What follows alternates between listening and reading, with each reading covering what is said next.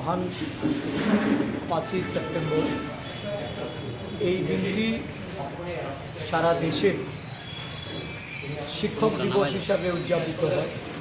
আর এই শিক্ষক দিবস ভারতবর্ষের রাষ্ট্রপতি, দার্শনিক, বিশিষ্ট শিক্ষাবিদ ওনার জন্মদিনটাতে উৎসর্গ করা হয়েছে। বর্তমানে এই দিনে আমাদের সারা দেশেই নানা কর্মসূচি সংগঠিত হয়ে থাকে।